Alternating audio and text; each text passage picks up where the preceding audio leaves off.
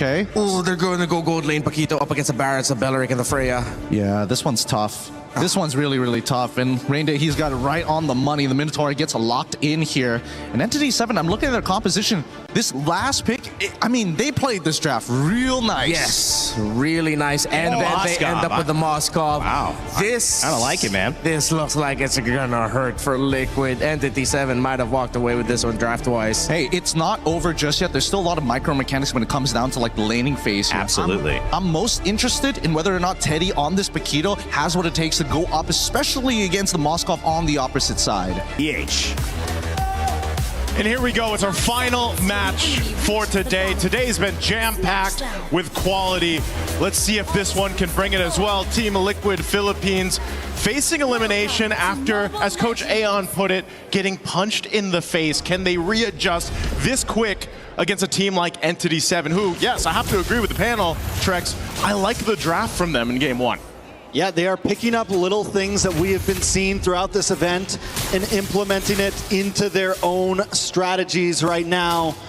Whereas on the side of TL, this is textbook for them, right? Yes, we do get to see Carl TZ on the Harara, but everything else is comfort in a sense. Teddy, we had a couple hiccups the other day, right? And this time we're going to get to see him on the fighter, on the Paquito. Hopefully he's able to play through, but whoa, a lot of damage on the Begin. JP, first blood. First blood going to the hands of JP, but nonetheless, TL scoring that first kill here for the game. You know, an arrow's going to land. Oh, good rockets too. They'll burn the flicker out from Sanji. A lot of damage. Shin able to get the kill onto Sanji. It's going to be good for E7, able to kind of tie things up. Okay, so E7 gets one back. JP dealing with some pokes here too, avoiding that arrow. That's going to be a very important thing for TL as they approach this. We've seen only a handful of players play the Selena currently. I'd say they're specialists more than anything. As we look at the emblems here real quick too, nothing crazy across the board. A whole lot of tankiness built in to the lineup for E7, even tenacity for Doom here. You know, you talk about Teddy, the struggles that he had, I'd say the same for Doom, you know, in that gold lane that he had to deal with against Onyx. So it's just the nature of the gold laners right now, and that's why back in the interviews, they had talked about, you know, for some of the gold laners out there, yeah, we like to play the fighters if we can, just because, again, this meta currently puts a lot of pressure on those traditional marksmen in the gold lane. Yeah, I feel like it's got to be a little bit relieving too sometimes to switch it up, play something that, yes, Paquito is still very micro-orientated for a fighter, yeah, you know, but it's a bit more straightforward in the amount of decisions sometimes you have to make on that marksman now. Speaking of him, Teddy will be trying to rotate his way up to this turtle. Nice knockback on a JP. Sanford in the midst of it all. Brought down to about half health. SOD does connect. Tied on Bush, able to get the turtle. Carl TZ taking a lot of damage. Ooh. Teddy on the run. And ENTITY7 is collapsing onto Team Liquid. ENTITY7. They gave the call there, and they're going to take more as well. Sanford in a little bit of trouble as well. Forced to dash through. ENTITY7, they get a purple. They get a turtle. They get 2 kills. They're looking good right now. Man, what a play. I was expecting Teddy to look for that opening to go and initiate that fight. I'm not sure what the call was there, but look at the replay brought to us by SCC. Again, it looks like they're in position for this, but then they just kind of decided this wasn't the fight they wanted to take because of that tankiness up at the front line that E7's lineup gives them with that Belleric and, of course, even hide on Bush on the Barretts, plus that Freya. So, you know, and at the same time, Doom just got to go ahead and chill in his lane. All right, on the top side, Akashi and Sanford just having a little standoff, nothing too major. And everything kind of goes back to a standstill. I'm wondering if, honestly, this might be a time that ENTITY7 needs to push in a bit. You have the Barretts jungle. You have that tankiness. You have that Ube-type strat that can bully a assassin jungle. Teddy takes a lot of damage, gets caught up. ENTITY7 just collapsing once again, consistently looking for plays across the map. Hey man, we talked about, you know, you pick up the fighter so you don't have to deal with too much of the bullying. You're still gonna get bullied, it's just you can survive it a little bit more. As we saw, even though Teddy had to burn the flicker, we'll see where TL looks to make a play. They're really centered around that top side of the map. Again, a part of this is, again, allowing that Harara in the hands of Carl TZ to go ahead and get farmed up. Get what you need to do. We've seen it also in the previous series where, beautiful play by Team Liquid. The stun, the knock-up, and Carl TZ comes in to help clean things up. A kill goes to Sanji, a kill goes to Carl. As I was just saying, hold on. They're going to push Hide on Bush out of his jungle, so getting some back here. But that's one of the things I was about the Eudora. Oh, Daytona's welcome. Daytona's welcome. Gonna get him against the wall. Sanford does pop the consecration. Should be able to get away from this though. Turtle is up. ENTITY7 does back off a bit as Shin fires off an arrow. Okay, no Daytona's welcome available. There is a retribution, plus the Wrath of the Dryad. So they're still going to contest this. They're actually going to get in range to fight for this retribution for the Turtle. Wrath of Dryad does connect onto one. Hydon Bush able to take it right out of Carlteezy's fingertips. Carlteezy trying to dash back, trying to get to safety as Hydon Bush gets chased down by Sanford. Carlteezy re-engages, gets a kill onto Shin, and Sanford up in the top side. One more hit, and Hydon Bush goes down. Sanford doesn't want to let him go, but he doesn't connect. Sanford gets the dash through, but he's going to take a tower shot and fall down himself. Hydon Bush gets the kill for that one. It's a back and forth battle, but TL does come out on top of this one. Yeah, they might have lost the Turtle in that, but they definitely got the kills. And I think that's what TL wanted to go ahead and get. Again, they're scaling up Carlteezy here on this Hirata, and Sanford goes in just to, you know, it's a bit of a sacrifice whether he went down or not, but ends up pushing them off of that space so they couldn't follow through the team fight. That's big for them. Looking at the replay, again, we expected ENTITY7 to fight this with the tools at hand, but again, fighting into this whole mid lane. Penguin. Big attack from TL here. ENTITY7 just trying to defend. They don't want to force anything. Gold still at a minimum. Only about 750 into the hands of TL. ENTITY7 has taken the first tower on the map. TL needs to start converting this lead into something more than just kills and gold. Yeah, ENTITY7 letting Doom kind of build up on here on this Moskov like we've seen many times. That might be a play in itself that they want to lean towards, but they're going to just watch this tier 1 turret up top get taken down. It's worked on slowly but surely, but Doom, again, a play here for them is to build it up. The problem is because of you have JP on this Minotaur, and I think his first item that he locked in was the Chastised Pauldrons to go and help with some of that attack speed. His setup plus Sanford's zoning potential is what is the obstacle for ENTITY7. Plus that damage that we saw, you know, with the Eudora needing just basically 2 items to really pump out that damage. The stun that comes with that, and then followed through for either a Paquito from Teddy to come through or Carlteezy on the Harara is what is working so well synergistically for TL's lineup. But still, you know, fighting for this turtle, see if they can secure it. E7's done a great job securing the 2 turtles already. As, again, playing around this tankiness. An arrow. Big stun does land on to Sanford. Forced to use the Consecration plus the Purify. He is a sitting duck at this point as Carlteezy moves in as well. Nice detonus welcome on to Sanford. Wow. But a big dive in from Akashi. But the knockup still connects and SOD as well. Doom able to get the shutdown onto Carlteezy. Getting some nice gold as Teddy's on the run. And E7 splits up, splitting TL apart. Sanford, the last one to go down. It's nothing but JP left. A turtle, the third and last turtle, into the hands of ENTITY7. ENTITY7 is making it work right now. Again, give it to Hydon Bush to go and win the retry battle against Carlteezy now. That's 3 for 3 for Turtles. And the rest of the team to fight into that team fight. Again, Doom has been farming his mind out, and then he just comes, joins the fight with an SOD, and helps turn things around. This is why they were talking about it in the draft. How good this composition from ENTITY7 is, and how well-rounded of a profile for damage that it has too. I mean, the tankiness alone helps place things up. And then if you just follow up an arrow from Shin, it's almost an easy catch with the Daytona's Welcome, the Wrath of Dryad, and then to pump out the damage. Now they're going to start moving into buffs, and this is what we used to see in the days of Barat's jungle. Against assassins like this with a bulky lineup, you just slowly push forward. You slowly strangle the life out of the opponent, and that's what ENTITY7's trying to do. They now sit at a 3K gold lead. Another tower falls. This is a bit different too, just because of the nature of the lineup from TL. You know, you would think typically when you have that Claude or the Moskov like E7 have, it's like, well, eventually you're gonna hit that power spike and you're gonna be able to play for that. But right now, TL's just gotta play for each other as a team to get back into this game. ENTITY7 having almost a 3,000 gold lead at the 9-minute mark against a team like Team Liquid is just insanity, and it's a statement for themselves to have this kind of draft, make it work. Now, what it comes down to, Trex, in a couple seconds, this Lord is going to come up. Carlteezy and the rest of TL have to win this retry battle if they can. Again, 3 for 3 turtles for ENTITY7. It's all broken out into a team fight too, but you saw that Sanji picks up the Divine Glaive. And someone's also got to deal with the off-map push happening from Doom. Arrows being thrown out here for Shin, giving information over to the rest of ENTITY7. And so this is a tough one for TL. They've got to decide to not let that bottom wave push in and also to set up around the objective. And ENTITY7 are playing the macro game well, pushing the long lane. They've got Akashi up on the top side. Sanford does have his eye on the Lord, but it still feels like ENTITY7 can slow play this. And this is a position Team Liquid's not used to, right? Yeah. This is a position that they have to think about how they're going to approach this. They don't have a marksman. They went for the fighter off. Teddy not having the greatest game. And how does Teddy even get to the back line right now? If he is able to get past hide on Bush, Shin's waiting with an arrow. Doom's able to push him back. Uh-oh, Lord, quarter to health. They're going to fight it. Conceal already used. Easy makes his way in, but Vagine catches him, and the Detona's welcome. Helps hide on Bush. Secure it. JP goes down. He's able to flicker back at least, but not just yet. Will catch up Doom, but Doom's not going to let him go. Teddy's on the run as well. JP finally shredded to pieces.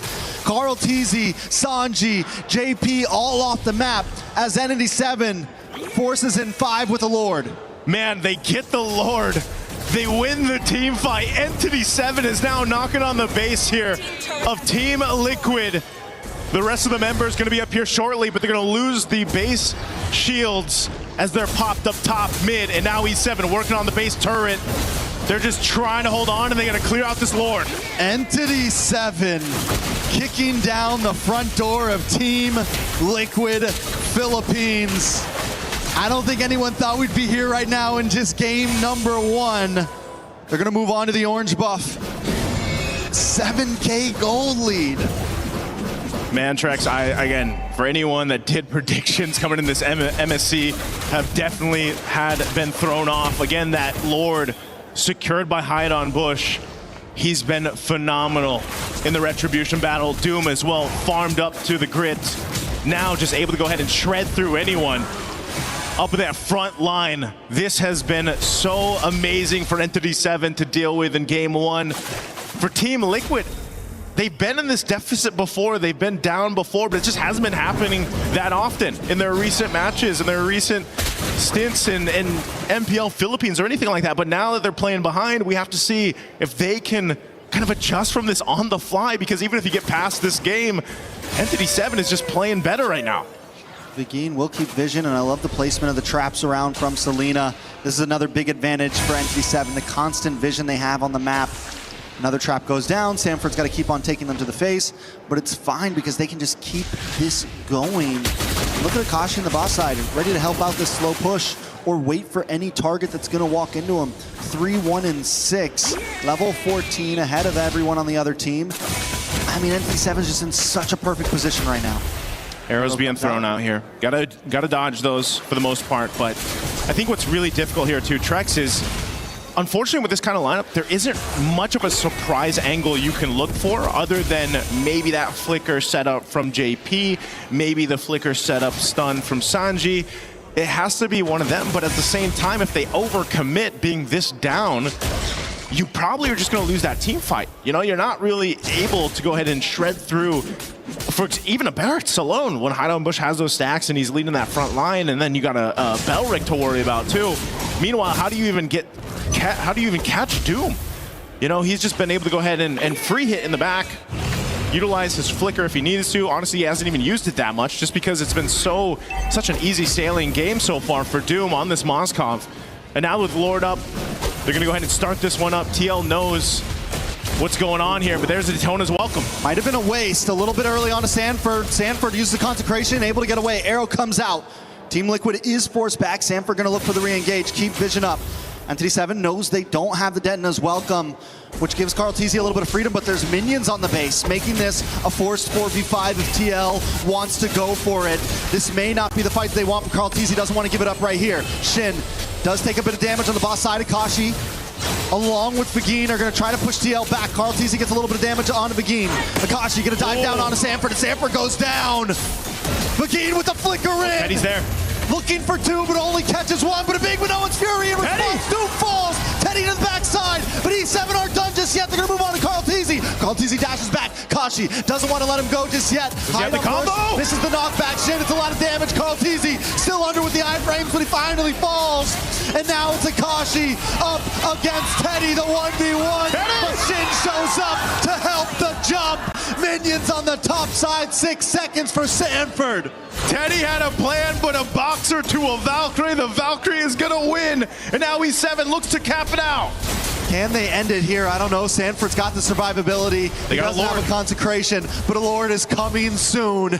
Team Liquid on the brinks of losing game 1. Sanji's back up. I think ENTITY7 has to make the call to back off. Oh, man. So they stay in the game. That was a really dire attempt as we look at the replay here. Teddy knew that this was the angle he had to go for.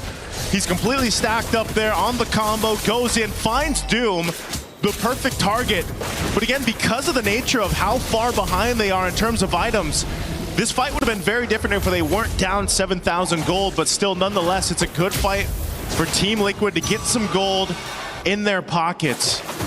Again, you can still see some of the frustration across the faces here of TL, Carl Teasy especially, but they still have 2 base turrets.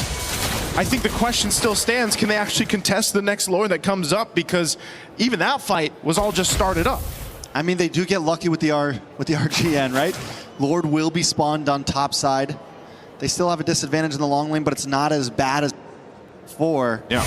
Not as bad as it was before, with the fact that inhibitor's gone on the top side. Sanford already kind of holding positioning, but again, the traps from Salida, constant vision. Akashi just combing out in this bush. The positioning from E7 is good. Man, you're looking at this across the board too, you know. There's not much of a difference too much across, except for the XP lane. But Sanford on the Uranus is still going to be that tanky guy to go ahead and do this. Again, part of it is given that vision around the objective. If he has to pop the Consecrate, that ultimate, it's fine. He can go ahead and sustain himself. Obviously, if he gets a little bit tankier, then he's able to go ahead and do that much better for TL. But still, most of their fights that they're going to have to win have to come through these weird angles into the team fights, or just a setup of the lifetime for JP or Sanji. But they'll buy time as much as they need to go ahead and kind of catch up on the itemization here. You know, across the board, 10 seconds for that lore to be up here as we look at this. Once again, you know, it might take some fancy footwork from Carl Teasy too. And Sanford getting a little more defensive built in now for that physical defense. Lord is up. They have to get in position. And yes, as you mentioned, that RNG, at least it's on this top side where that turret is busted for TL. So they can clear out, manage these waves, but it's already going to be started up very quickly by ENTITY7 here. Half health on the Lord. They'll still respect what Sanford and the rest of TL can do. Yeah, they're letting the reset happen a few times, still taking it slow. They know they have the general push on the bot side. ENTITY7 doesn't need to rush things, but the thing is the clock is ticking, and TL are getting more and more items. We already saw in the last fight they could almost break it even, and that is in a deficit, let alone when things get tied out. Whoa. This is still Team Liquid we're talking about, but the Tono's welcome does lock on to JP. Maybe not the best target, but it is a target indeed, but JP responds back with a beautiful Nolan's Fury. Hide on push brought down low. Carl Teasy forced a dash away, but looking for the re-engage. Unable to connect on anyone. Doom in the backside, able to push Sanford away. JP trying to run as ENTITY7 closes the space. They're going to go for the Lord instead. They don't want to force the fight, and I think it's a smart move. As you're seeing through that fight, Teddy has no option to go in. You know, he might be fully stacked, full health, but if he does go in and get caught through all of that, then they lose that damage from TL. So it's just sort of this push and pull to see what they can get out of ENTITY7 and see if they can make them overstep. But so far, ENTITY7 hasn't fallen for it.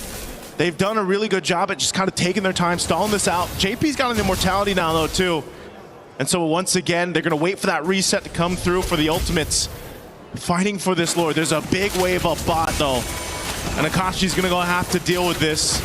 TL knows this. They have some information. Can they blitz the Lord before Akashi makes his way back up? But there's just too much of a risk. Shin throwing out these arrows, giving the vision. A stun on Vanguin. While Doom is here, so it's just, again, not favorable for TL right now. I think it's a smart move from Akashi to just turn back. It's okay if you lose that tower right now. Let things even out. Akashi trying to push JP down. Brings down to about half health. Carl Teasy looks for the re-engage. Nice. Big hit from Begin. Akashi able to find Sanji. JP, Immortality pops. Akashi finds Kalatizi. And ENTITY7 is taking him down one by one. Immortality pops onto Teddy. ENTITY7 doesn't even want the Lord. They're That's going to it? go for the base. They're going to go for the base here, It's Trex. Sanford, Kalatizi still on the map. No, everyone's gone but Sanford. And ENTITY7 with the upset of game one. Take it.